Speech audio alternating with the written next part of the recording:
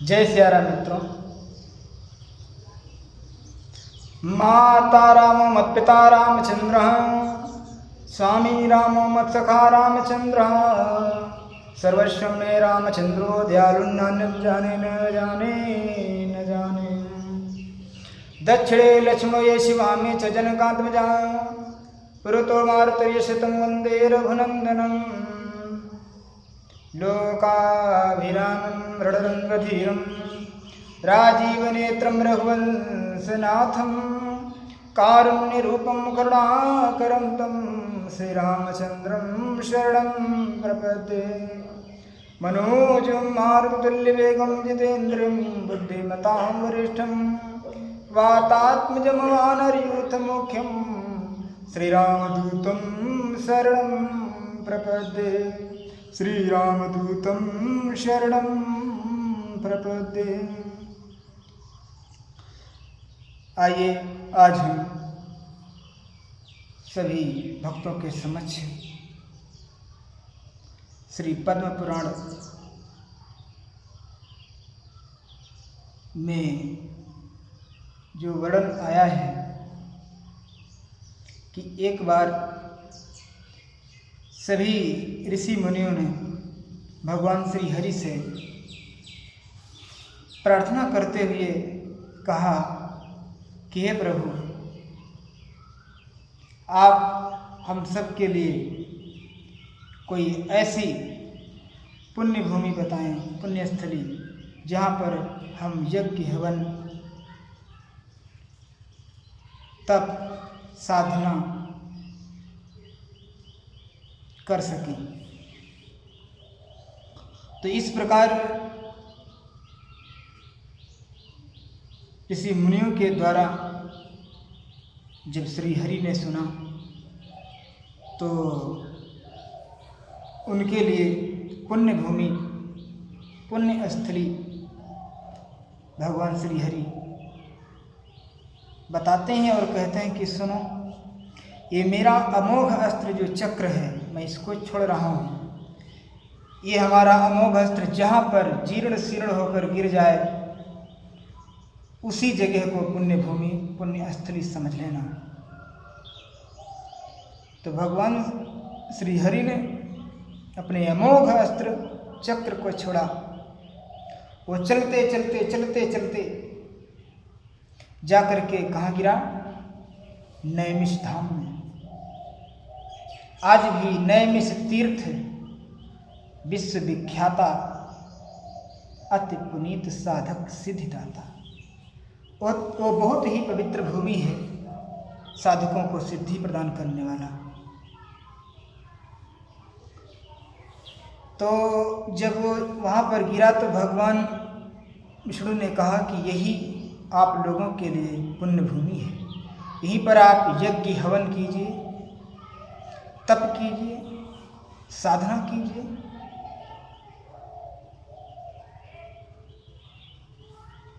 तो इस प्रकार से वो नैमिष तीर्थ विश्वविख्यात हो गया। ये पृथ्वी का बीच है। नैमिष तीर्थ जो चक्र तीर्थ है, ये पृथ्वी का बीच है।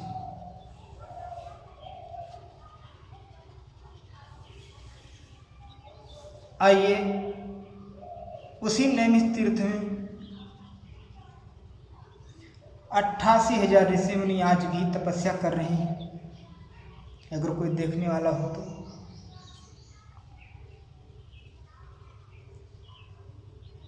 बहुत ही पहले से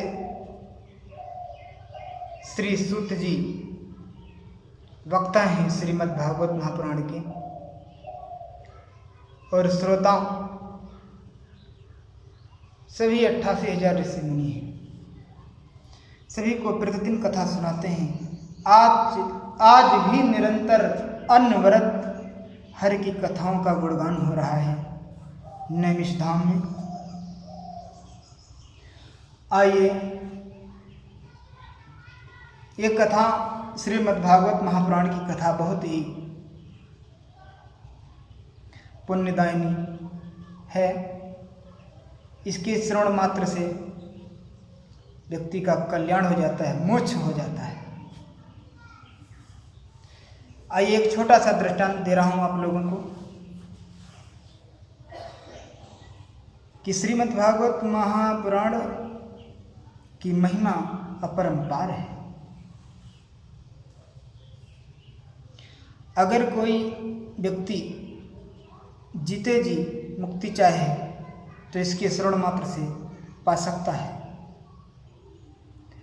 अगर कोई इस कथा का श्रवण पान नहीं कर पाया और उसकी अकाल मृत्यु हो गई, अर्थात व्यभिचारियों में पड़ करके वो मृत्यु को प्राप्त हो गया और प्रेत हो गया, अगर उस व्यक्ति को भी ये श्रीमद् भागवत महापुराण की कथा श्रवण कराई जाए तो उसके पुण्य फल के प्रभाव से उस व्यक्ति का भी कल्याण हो जाएगा, अर्थात मोक्ष हो जाएगा, मुक्ति मिल जाएगी उस योनि से। ऐसी एक कथा है। आज लोग भी बहुत लोग करवाते हैं कथा, क्योंकि श्रीमद् भागवत की कथा मुक्तिदायिनी है, प्रेत योनि से भी छुटकारा दिलाने में सर्वसमर्थ है। आइए एक छोटा सा दृष्टांत देते हैं। एक आत्मदेव जी ब्राह्मण थे जिनका निवास तुंगभद्रा नदी के किनारे था। सारी संपत्ति है, उनके धन धान्य से परिपूर्ण है, परंतु उनको कोई पुत्र नहीं। घर में तुलसी का पेड़ लगा, वो भी सूख गया।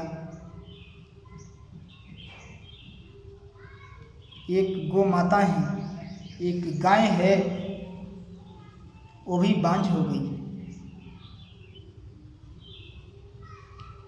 श्री आत्मदेव ब्राह्मण जी बहुत ही धर्मानुरागी थे, परंतु सभी लोग उनको कहा करते थे कि अरे ये तो निर्वंशी है।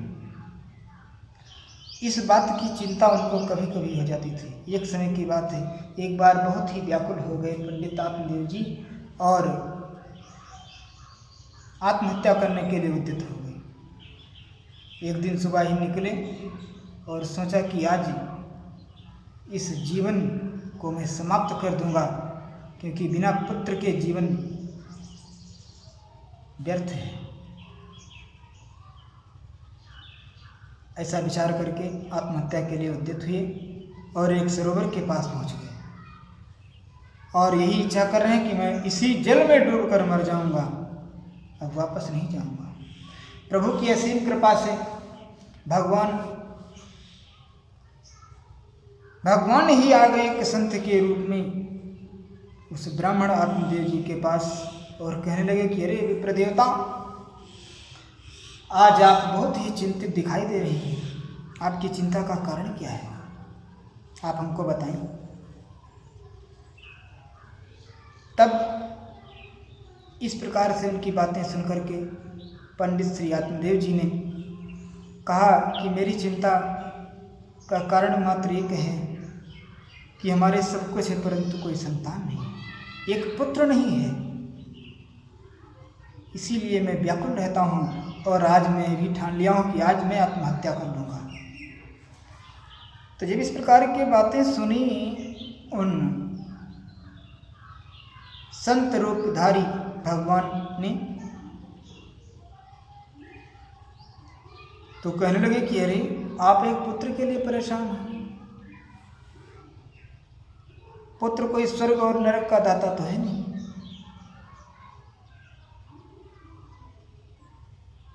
स्वर्ग और नरक पहुँचाने में तो आपका कर्म ही सर्वमान्य है। कर्म प्रधान विश्व रचिराखा, जो जस करे सो तस फल चाखा। कर्म की प्रधानता के द्वारा मिलता है, जैसा कर्म वैसा फल। तो क्या पुत्र कर्म बदल देगा? पुत्र कल्याण कर सकता है? ऐसा नहीं, ये सब विचार व्यर्थ हैं। तब आत्मदेव जी ने कहा कि अरे संत जी, आप हमको मत बहकाओ, अगर दे सकते हो तो हमको पुत्र दो, अन्यथा हमसे बकवास मत करो। तब भगवान ने विचार किया कि इनको पुत्र चाहिए। पुत्र की परिभाषा बताते ही उन संत जी ने कहा कि सुनो आत्मदेव जी, अगर पुत्र हो गया तब तो ठीक है, घर को स्वर्ग बना देगा, परंतु अगर पुत्र कुपुत्र हो गया तो घर को नरक बना देगा, शमशान बना देगा। फिर भी समझाने से समझ में ना आए और आत्मदेव जी ने कहा हमको पुत्र दीजिए, अगर दे सकते हो, अन्य व्यर्था लाभ मत कीजिए। तब वो भगवान जो संत रूप में थे, उन्होंने एक फल दिया पंडित जी को और कहा कि जाओ ये अपनी पत्नी को खिला देना, आपको पुत्र हो जाएगा। तो पुत्र चाहना में इतने पागल थे और जब फल मिला तो बहुत ही प्रसन्न हो गए, दौड़े दौड़े आए अपने घर और अपना पत्नी को दे दिया कि ये फल खा लो, पुत्र हो जाएगा, एक संत ने दिया है। तब उसकी पत्नी कहती कि अरे इससे कुछ नहीं होने वाला, आप बहुत संतों में विश्वास करते हैं। तो पंडित आत्मदेव जी ने तो वो फल पत्नी को दे दिया, लेकिन उनकी पत्नी बहुत ही कर्कशा थी।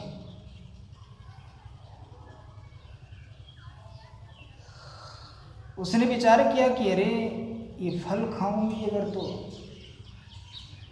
गर्भ हो जाएगा, गर्भ धारण करना पड़ेगा, और गर्भ धारण करने में हमने सुना है बहुत ही कष्ट होता है।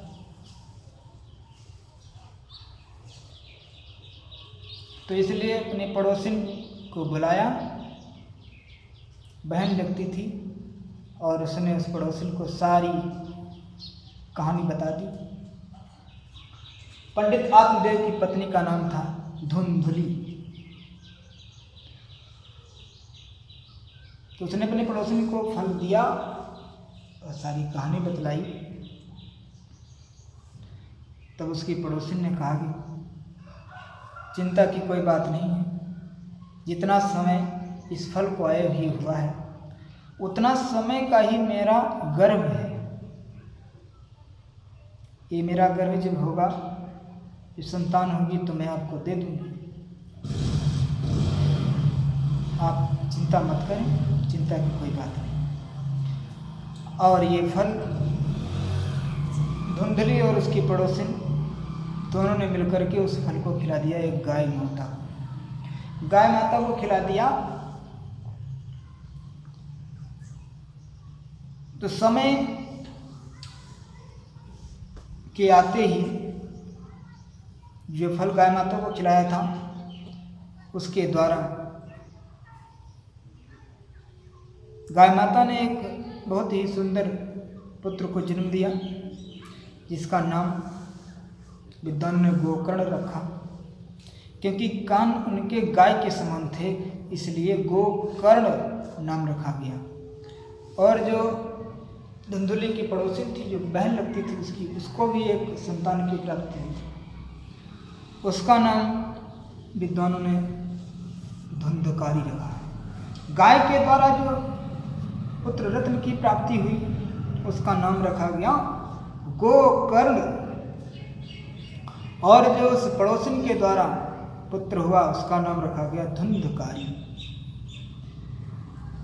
क्योंकि उस पड़ोसिन ने तुरंत ला करके दे दिया था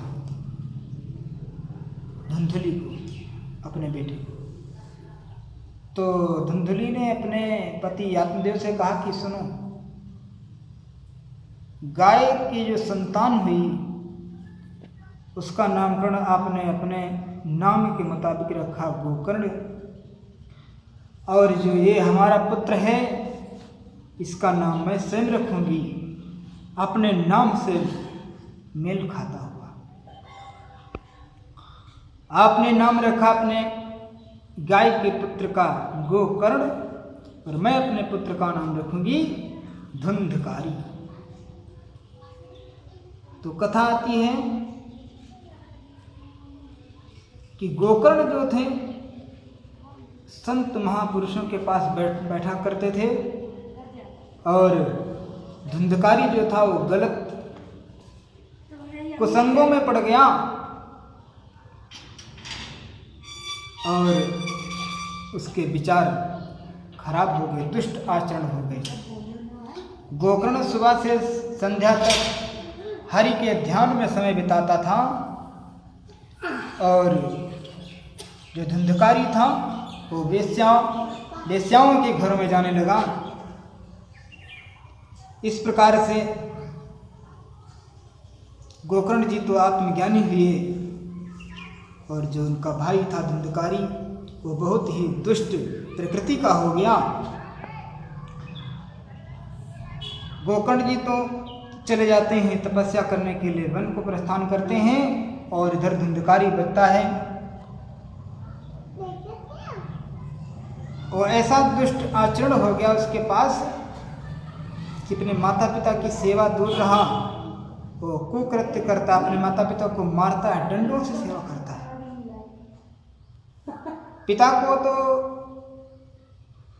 समझा दिया गोकर्ण जी ने कि अगर आप आध्यात्मिक सुख चाहते हैं तो तपस्या कीजिए, श्री रामचंद्र जी का मनन कीजिए, ध्यान कीजिए, आपका कल्याण हो जाएगा।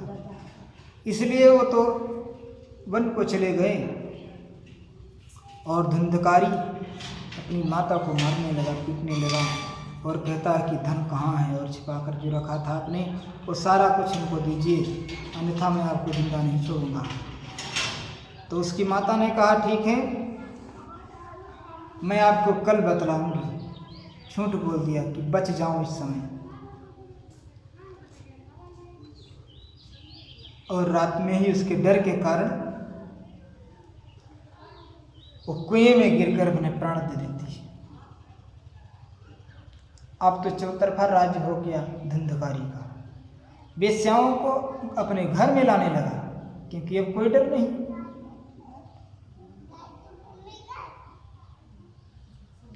अब क्या हुआ, वेश्याओं ने उसको चारों तरफ से बेकार कर दिया, सारा धन हड़प लिया उसका,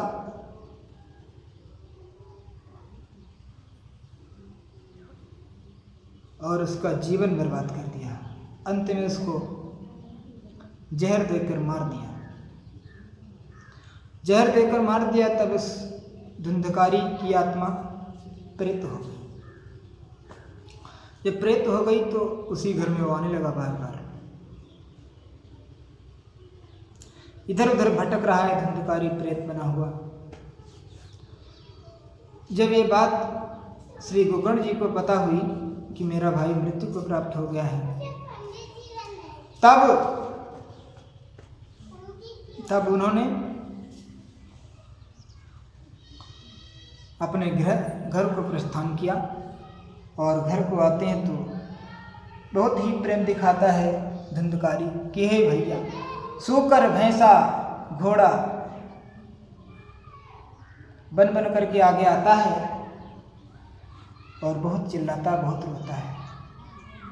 तो गोकर्ण जी ने विचार किया कि ये कौन है। ध्यान किया तो पता चला कि ये तो मेरा भाई है, प्रेत योनि में हो गया है। तब उसको उद्धार के लिए श्री गोकर्ण जी महाराज ने गया में तीर्थ किया, श्राद्ध किया, वहाँ पर अनेक प्रकार के दान किए, परंतु उस धुंधकारी की आत्मा को चैन नहीं मिला, अर्थात प्रेत योनि से उद्धार नहीं हुआ। बहुत ही धुंधकारी के उद्धार के लिए श्री गोकर्ण जी ने बहुत प्रयास किए, परंतु उस धुंधकारी का उद्धार नहीं हुआ। तब श्री गोकर्ण जी महाराज ने सूर्यदेव जी को नमस्कार किया और प्रार्थना किया। सूर्यदेव भगवान प्रकट हुए, उनसे कहा कि आप ही बताइए कि इस धुंधकारी का उद्धार कैसे हो। तब भगवान श्री सूर्यदेव ने कहा कि अगर आप अपने भाई का कल्याण चाहते हैं, उद्धार चाहते हैं, तो मात्र एक उपाय है, वो भी श्रीमद्भागवत महापुराण। श्रीमद्भागवत महापुराण की पारायण 7 दिन में कथा श्रवण कराइए, उस अपने भाई को, बस उसका उद्धार हो जाएगा। बस तुरंत ही श्री गोकर्ण जी महाराज ने पूरा साप्ताहिक व्यवस्था की, स्वयं कथा प्रवक्ता हुए, स्वयं कथा सुनाते हैं। एक 7 पौड़ के बांस को जमीन से गाड़ते हैं और धुंधकारी को उसी पर आसन देते हैं।